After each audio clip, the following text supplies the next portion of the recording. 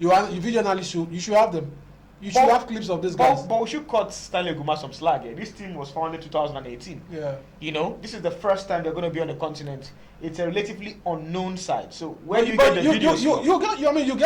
You can get videos from even from Sierra Leone. So he has stated that he has a friend who will help him with some video clips of Futuro Kings.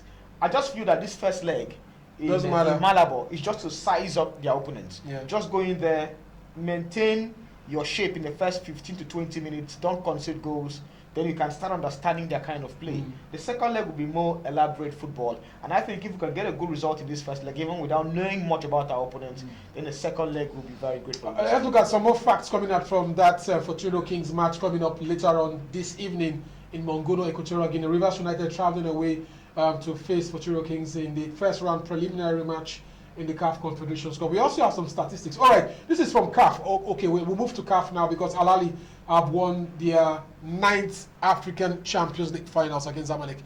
Probably the biggest match in Africa. Al Ahly and Zamalek. It's the biggest match in Africa, but unfortunately for we football followers, there were no fans. No thanks to COVID-19. If not, Cairo would have been torn into two. And this is the first time we're having a one-legged CAF Champions League final in the history of the competition.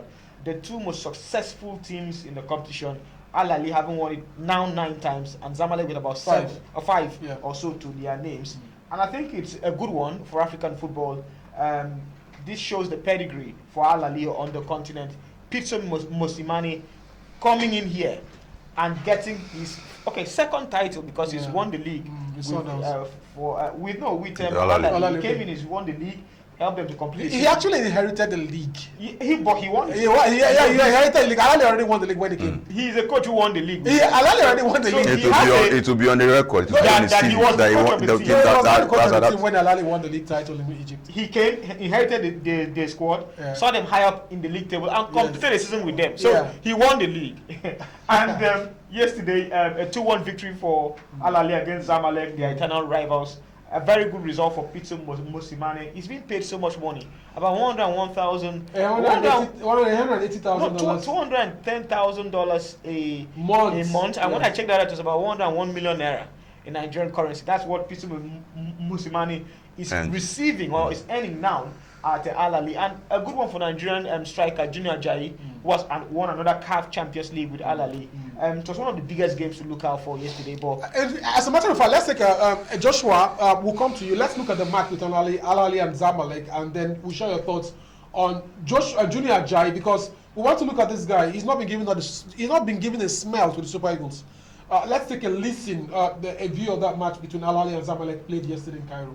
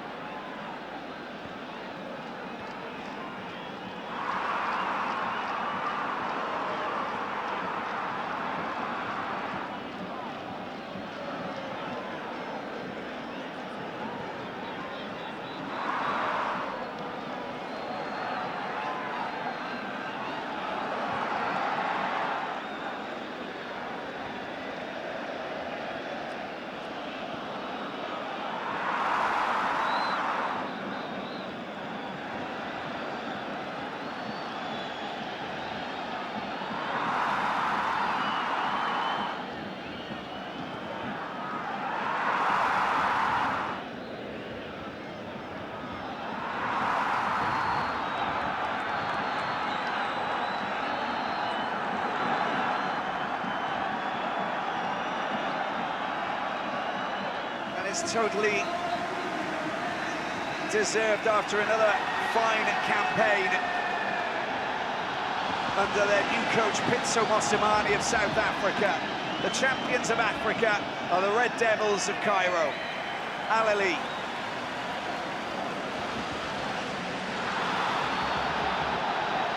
Well, it's been a strange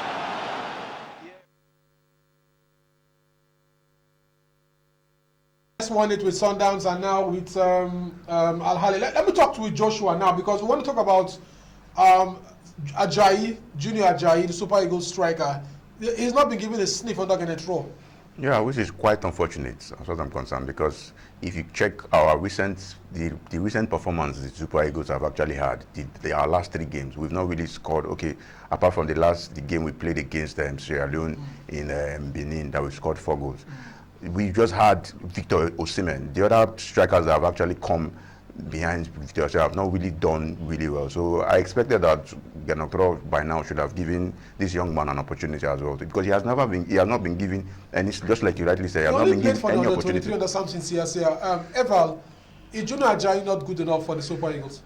He is good enough. If you look at his numbers in Egypt, he's been banging in the goals for Al Ahly. He's also been doing it for them in the league as well as the CAF Champions League. And he's been given a look in by Genetro. But you know one thing with Genetro, he calls a player into the squad today, doesn't use him to so that we can make a sense of if the player is good enough or not, and forgets him when the next time when the next international call-up comes up. Just like we've seen with Ciro Desas. Is it that there's no space because you look at the attacking lineup, plenty of talent, or is it plenty of talent? There's actually space. For example, in the build-up to the FIFA World Cup in 2018, Junior Ajayi was called into training camp, but he was excluded of the 23-man squad.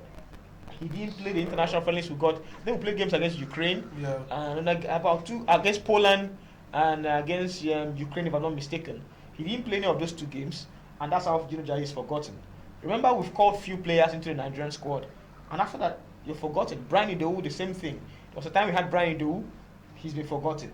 And Junior Lokosa was into the squad. After the game against Congo, he was forgotten. So look at Ciro Desas, the most recent. He called him up in the friendly against for the friendly against and Tunisia. He wasn't even used at all. It was just less than 3 minutes in the game against Tunisia. So the next international window came. Ciro Desas is out of the picture. We've seen the same thing with Josh Maja of Bordeaux. You know, he called him up alongside Samuel Kalu.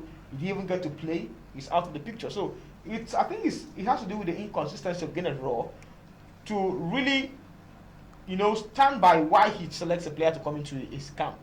Ajayi has come in once, but he has not been utilized and he has been forgotten. So we want to see consistency from the part of the coach. If not, I think a player as hot as Junior Ajayi in Egypt is good enough to play for the and he's been the national team, even if not starting for the Super Eagles, but being that setup. Okay, let's look at other captions we have. Because the Premier League will continue today. There was also one match yesterday night. Crystal Palace won or lost. I'm not sure of that one. Lost to Newcastle. Okay, yeah, this is it. Crystal Palace lost to Newcastle 2-0 yesterday. Good point for Newcastle, you think? Yeah, good points for Newcastle. And you now ask yourself, Crystal Palace finally finding themselves in trouble because in the penultimate game, they lost to Burnley. Burnley got their first 3 points of the season in the penultimate weekend, 1-0 against Crystal Palace, and now they've lost 2-0 to Newcastle United. 2 late goals from Callum Wilson and Joel Linton in the 85th and 87th minute, respectively.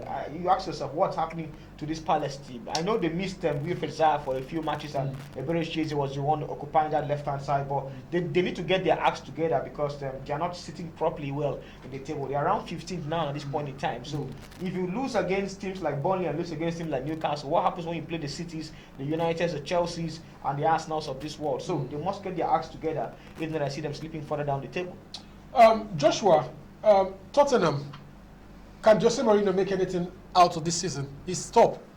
Yeah, they've showed some impressive form of recent. Or they've showed some impressive form. He has been able to stamp his authority in that Tottenham side. They've been on a good form in recent times.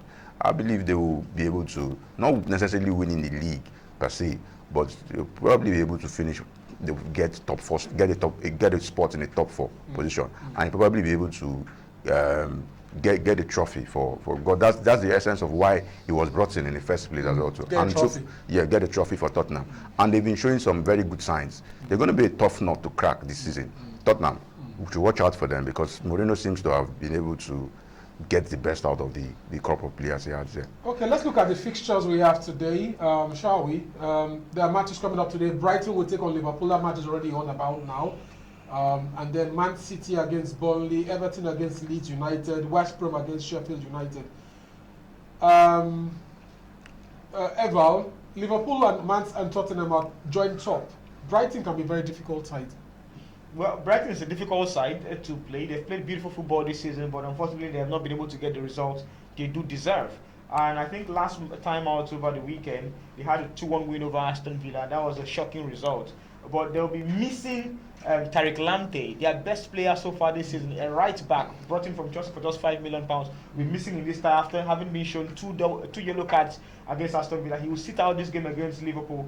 And I think that's going to be very, very big blow, for Graham Potter's side. For Liverpool, when people talk about the injury worries, I just smile. Liverpool have proven that they have injuries or not, they can get the result. Imagine they've been on hot, despite the injuries to Thiago Alcantara, Virgil van Dijk, Salah, Mane, they've all gone out with COVID-19. Yeah. Henderson has been out. They keep on showing results. They held City to 1-0 draw at the Etihad. They beat West Ham 2-1. They played Everton 2-2 draw and almost won that game had that goal not been disallowed. And we saw what they did over the weekend. Beating Leicester City by 3 goals to nothing with a much changed first 11. Now look at the guys coming in.